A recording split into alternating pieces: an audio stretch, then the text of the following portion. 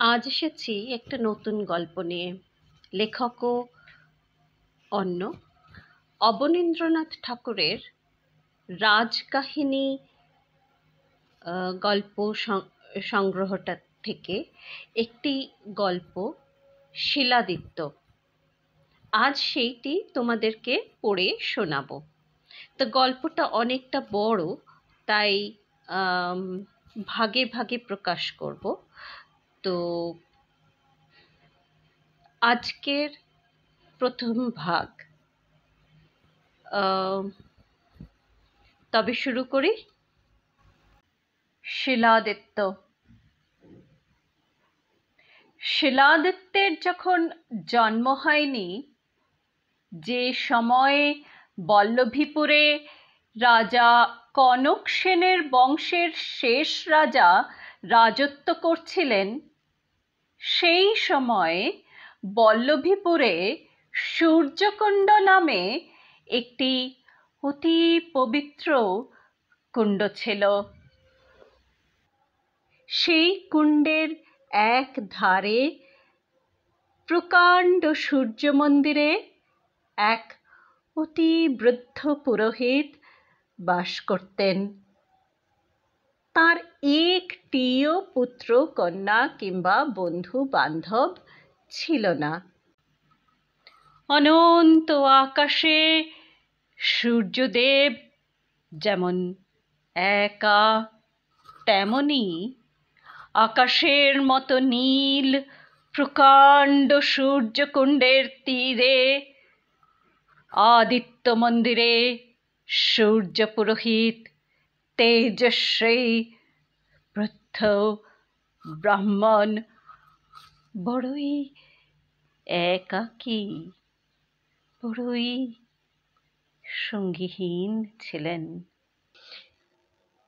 মন্দিরে দীপদান, ঘণ্টাধ্বনি, উদয় অস্ত দুই সন্ধ্যা আরতি সকল ভারী তাঁর উপর।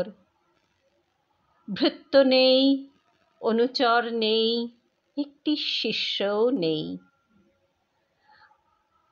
বৃদ্ধ ব্রাহ্মণ একাই প্রতিদিন 30 সের ওজনের পিতলের প্রদীপে 2 সন্ধ্যা সূর্যদেবের আরতি করতেন। প্রতিদিনই সেই শীর্ণ হাতে রাক্ষস রাজার রাজমুকুটের মতো মন্দিরের প্রকাণ্ড ঘণ্টা বাজাতেন। আর মনে মনে ভাবতেন, যদি একটি সঙ্গী পাই, তবে এই বৃদ্ধ বয়সে তার হাতে সমস্ত ভার দিয়ে নিশ্চিন্ত হই।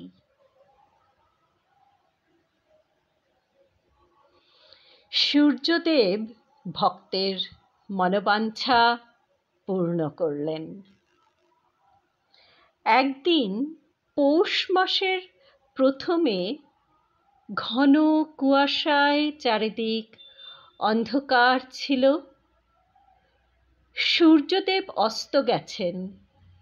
বৃদ্ধ পুরোহিত সন্ধ্যার আরতি শেষ করে ভীমের বুক পাটাখানার মতো প্রকাণ্ড মন্দিরের লোহার কপাট বহু কষ্টে বন্ধ করেছেন।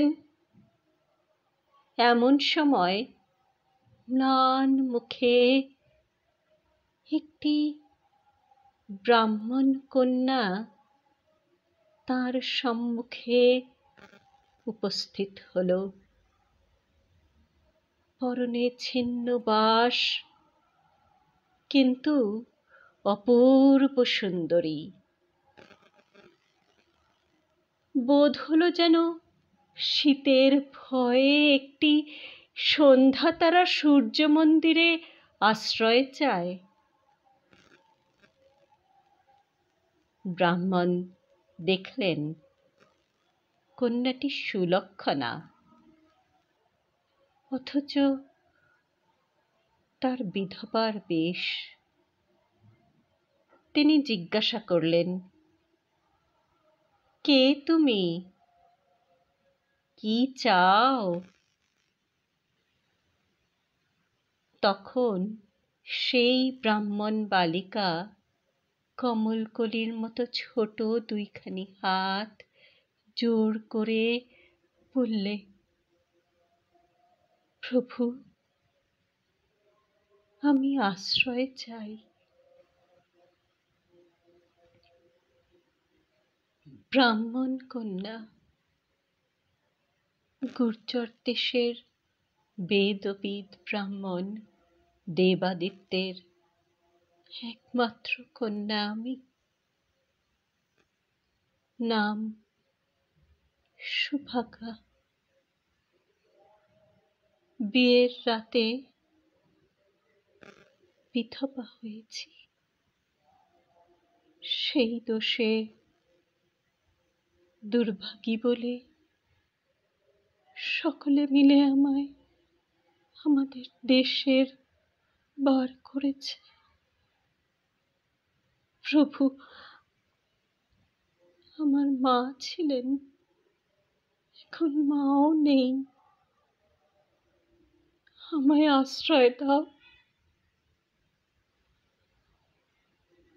ব্রাহ্মণ বললেন, আরে অনাথিনী, এখানে কোন সুখের আশায় আশ্রয় চাস?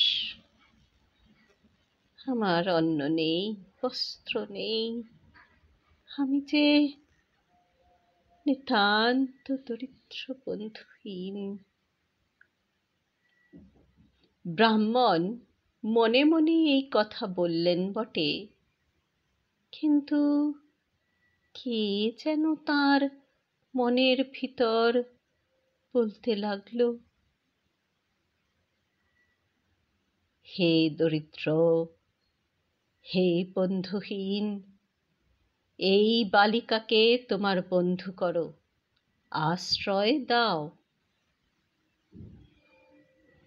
ব্রাহ্মণ একবার মনে করলেন আশ্রয় দিই, আবার ভাবলেন যে মন্দিরে 80 বৎসর ধরে একা এই সূর্যদেবের পূজা করলাম, আজ শেষ দশায় আবার কার হাতে তাঁর পূজার ভার দিয়ে নিশ্চিন্ত হই। ব্রাহ্মণ ইতস্তত করতে লাগলেন। তখন সহসা সন্ধ্যার সমস্ত অন্ধকার ভেদ করে পৃথিবীর পশ্চিম পার থেকে এক বিন্দু সূর্যের আলো সেই দুঃখিনী বালিকার মুখখানিতে এসে পড়ল। ভগবান আদিত্যদেব যেন নিজের হাতে দেখিয়ে দিলেন, এই আমার সেবাদাসী, হে আমার প্রিয় ভক্ত, এই বালিকাকে আশ্রয় দাও, যেন চিরদিন এই দুঃখিনী বিধবা আমার সেবায় নিযুক্ত থাকে। ব্রাহ্মণ জোর হস্তে সূর্যদেবকে প্রণাম করে দেবাদিত্য ব্রাহ্মণের কন্যা সুভাগাকে সূর্য মন্দিরে আশ্রয় দিলেন। তারপরে কতদিন কেটে গেল। সুভাগা তখন মন্দিরের সমস্ত কাজই শিখেছেন। কেবল ননির মতো কোমল হাতে 30 ওজনের সেই আরতির প্রদীপটা কিছুতেই তুলতে পারলেন না বলে আরতির কাজটা বৃদ্ধকেই করতে হতো। একদিন সুভাগা দেখলেন বৃদ্ধ ব্রাহ্মণের জীর্ণ শরীর যেন ভেঙে পড়েছে। আরতির প্রদীপ শীর্ণ হাতে টলে পড়েছে।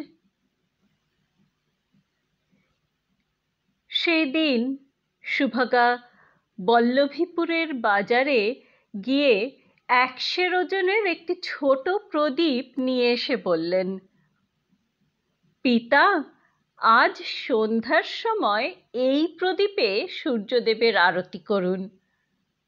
ব্রাহ্মণ একটু হেসে বললেন, সকালে যে প্রদীপে দেবতার আরতি আরম্ভ করেছি, সন্ধ্যাতেও সেই প্রদীপে দেবতার আরতি করা চাই। নতুন প্রদীপ তুলে রাখো, কাল নতুন দিনে নতুন প্রদীপে সূর্যদেবের আরতি হবে।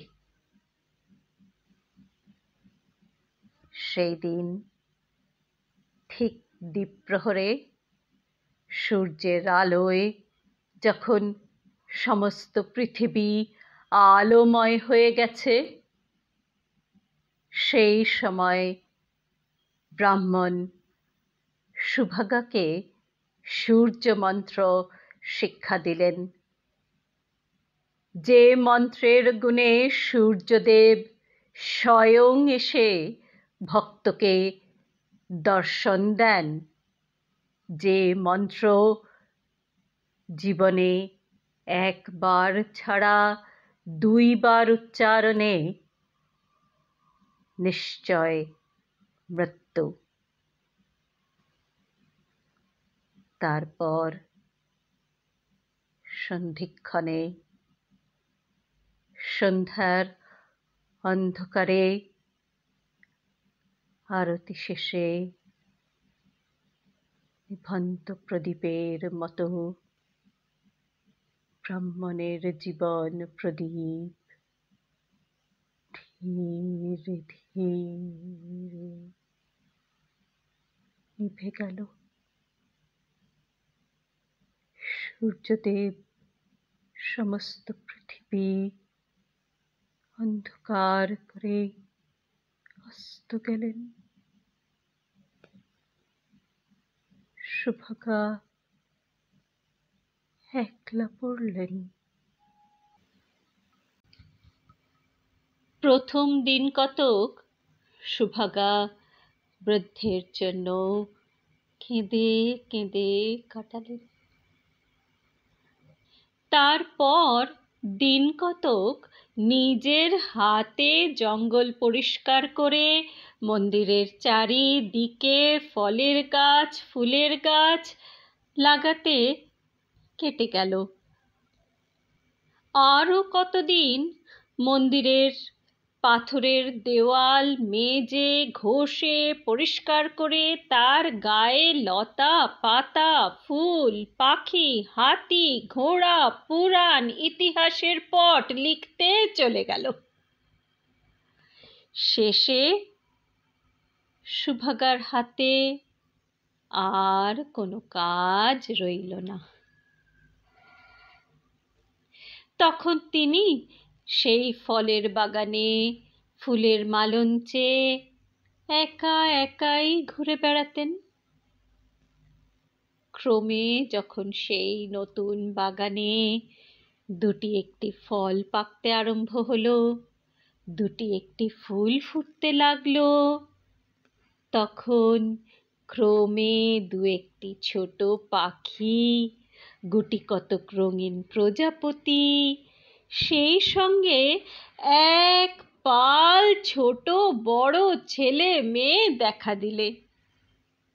প্রজাপতি শুধু একটুখানি ফুলের মধু খেয়ে সন্তুষ্ট ছিল, পাখি শুধু 2-1টা পাকা ফল ঠোকরাতো মাত্র। কিন্তু সেই ছেলের পাল ফুল ছিঁড়ে, ফল পেড়ে, ডাল ভেঙে চুরমার করত। সুভাগা কিন্তু কাকেও কিছু বলতেন না, হাসি মুখে সকল উৎপাত সহ্য করতেন। গাছের তলায় সবুজ ঘাসে নানা রঙের কাপড় পরে ছোট ছোট ছেলে মেয়ে খেলে বেড়াতো। দেখতে দেখতে সুভাগার দিনগুলো আনমনে কেটে যেত। ক্রমে বর্ষা এসে পড়ল। চারিদিকে কালো মেঘের ঘটা, বিদ্যুতের ছটা আর গরু গরু গর্জন। সেই সময় একদিন খুরের মতো পুবের হাওয়া সুভাগার নতুন বাগানে ফুলের মোটা কেটে গাছের পাতা ছড়িয়ে তার সাধের বালঞ্চ শূন্য প্রায় করে শনশন শব্দে চলে গেল। পাখির ঝাঁক হাওয়ার মুখে উড়ে গেল।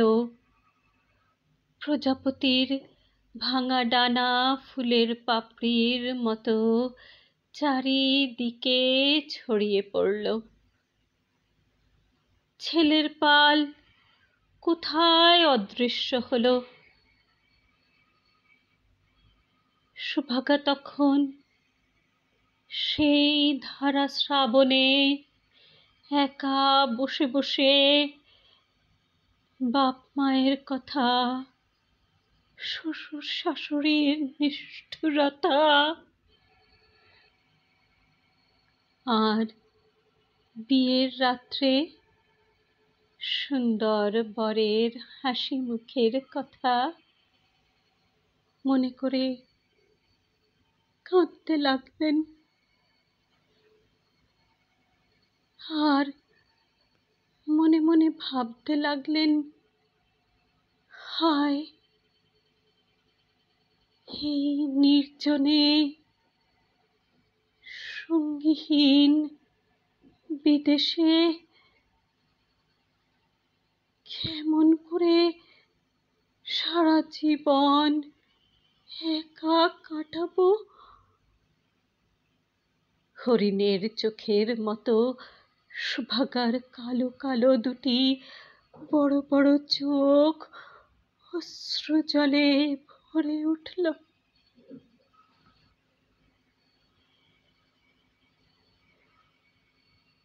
তিনি পূবে দেখলেন অন্ধকার, পশ্চিমে অন্ধকার, উত্তরে দক্ষিণে চারিদিকে অন্ধকার। মনে পড়ল, এমনই অন্ধকারে একদিন তিনি সেই মন্দিরে আশ্রয় নিয়েছিলেন। আজও সেদিনের মতো অন্ধকার। সেই বাদলার হাওয়া, সেই নিঃশব্দ প্রকাণ্ড সূর্য মন্দির। কিন্তু হায়, কোথায় আজ সেই বৃদ্ধ ব্রাহ্মণ, যিনি সেই দুর্দিনে অনাথিনী অভাগিনী সুভাগাকে আশ্রয় দিয়েছিলেন?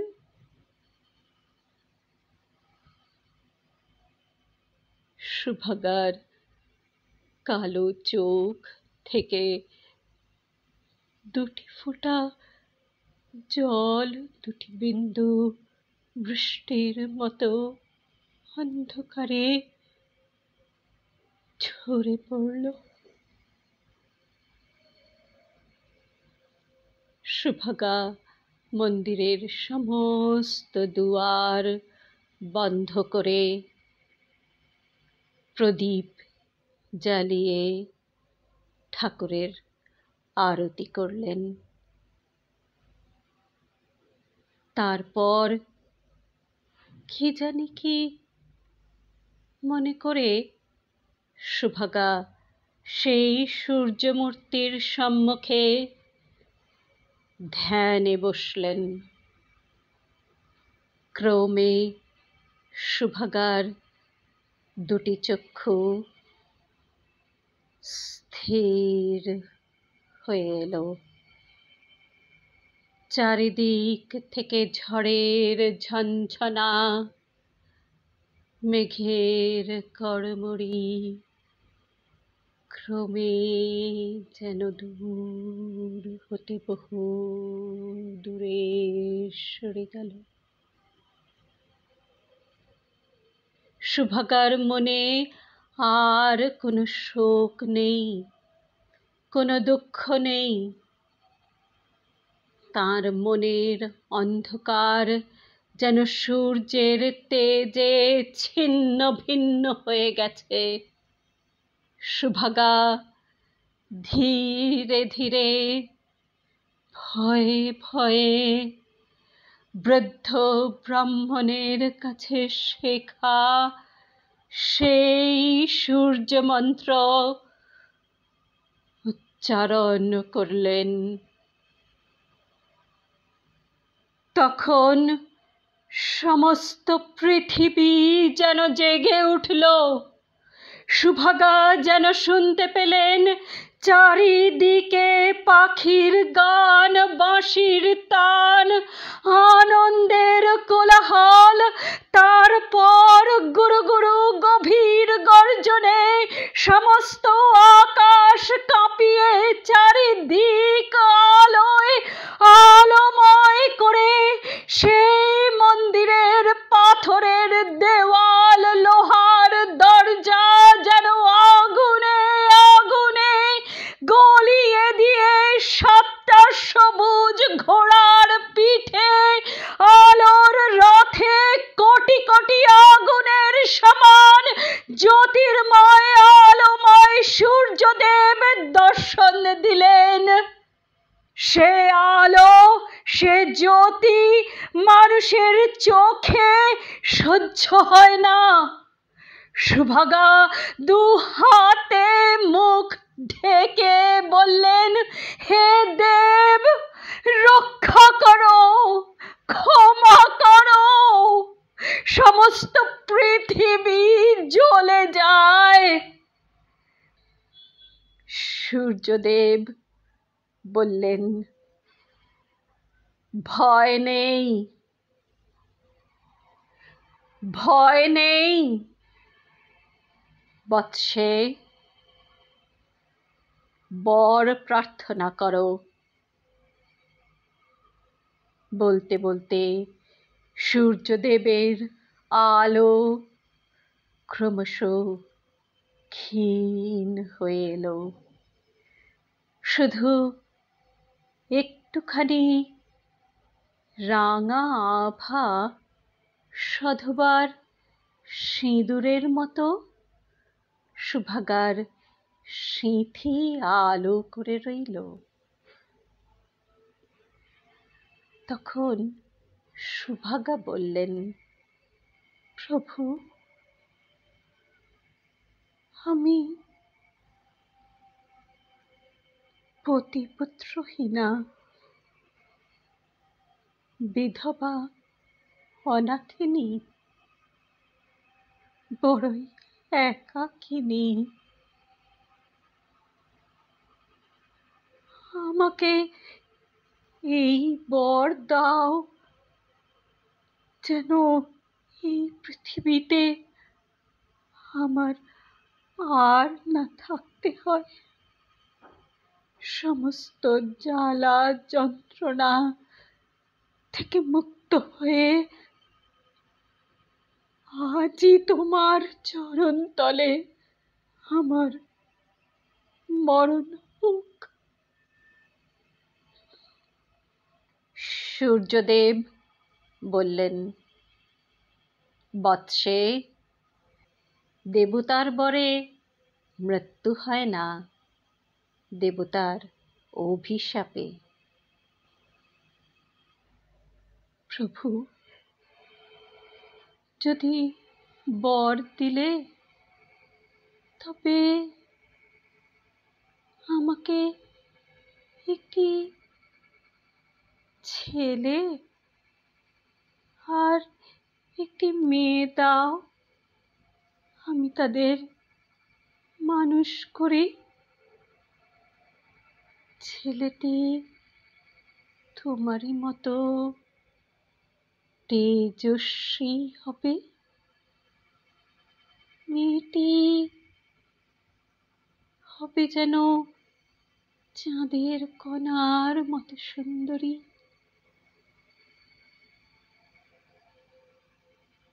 সূর্যদেব তথাস্তু বলে অন্তর্ধান করলেন। ধীরে ধীরে সুভাগার চোখে ঘুম এলো। সুভাগা পাষাণের উপর আঁচল পেতে শুয়ে পড়লেন।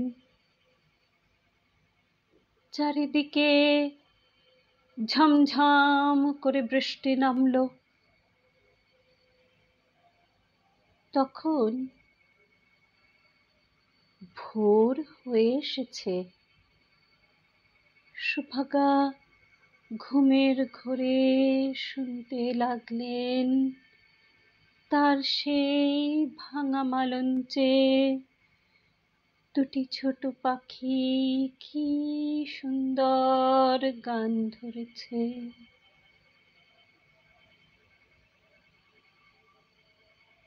ক্রমে সকালবেলার একটুখানি সোনার আলো সুভাগার চোখে পড়ল। তিনি তাড়াতাড়ি উঠে বসলেন। আঁচলে টান পড়ল। চেয়ে দেখলেন কচি দুটি ছেলে মেয়ে কোলের কাছে ঘুমিয়ে আছে। সূর্যদেবের বর সফল হলো। সুভাগা দেবতার মতো সুন্দর সন্তান দুটি কোলে নিলেন। সকল লোকের চোখের আড়ালে নির্জন মন্দিরে জন্ম হলো বলে সুভাগা দুজনের নাম দিলেন গায়েব গায়েবী। সুভাগা গায়েব আর গায়েবীকে বুকে নিয়ে মন্দিরের বাইরে এলেন। তখন পূবে সূর্যদেব উদয় হচ্ছিলেন, পশ্চিমে চাঁদ অস্ত যাচ্ছিলেন। সুভাগা দেখলেন গায়েবের মুখে সূর্যের আলো ক্রমেই ফুটে উঠতে লাগলো, আর গায়েবীর কালো চুলে চাঁদের জ্যোৎস্না ধীরে ধীরে নিভে গেল। তিনি মনে মনে বুঝলেন গায়েবীকে এই পৃথিবীতে বেশি দিন ধরে রাখা যাবে না। গায়েব ক্রমশ যখন বড় হয়ে পাঠশালায় যেতে আরম্ভ করলেন, সেই সময় গায়েবী মায়ের কাছে বসে মন্দিরের কাজকর্ম শিখতে লাগলেন। গায়েব যেমন দুরন্ত দুর্দান্ত, গায়েবী তেমনি শিষ্ট শান্ত। গায়েবীর সঙ্গে কত ছোটখাটো মেয়ে সেধে সেধে খেলা করতে আসতো, কিন্তু গায়েবের উৎপাতে পাঠশালার সকল ছেলে অস্থির হয়ে উঠেছিল। শেষে তারা সকলে মিলে একদিন পরামর্শ করলে। গায়েব আমাদের চেয়ে লেখায় পড়ায় গায়ের জোরে সকল বিষয়ে বড়। এসো আমরা সকলে মিলে গায়েবকে রাজা করি, আর আমরা তার প্রজা হই। তাহলে গায়েব আর আমাদের উপর অত্যাচার করতে পারবে না। আজ এই অবধি, আবার পরের দিন এর শেষটুকু নিয়ে আসব। তবে রাখি, নমস্কার। আপনারা আমার চ্যানেলটাতে সাবস্ক্রাইব করবেন, শেয়ার করবেন, ভালো লাগলে লাইক করবেন, কমেন্ট করবেন। আর আপনাদের বন্ধু পরিবারজনদের মধ্যেও আমার এই চ্যানেলের নামটা জানাবেন এবং তাদেরকেও বলবেন আমার চ্যানেলে সাবস্ক্রাইব করতে। এবং আমি যখনই নতুন ভিডিও, নতুন গল্প নিয়ে আসব, তখন আপনারা যাতে জানতে পারেন সেই জন্য নোটিফিকেশন বেলটাও অন করে রাখবেন। তবে আজ আসি, আবার দেখা হবে এর শিলাদিত্যের শেষ পর্বে। নমস্কার।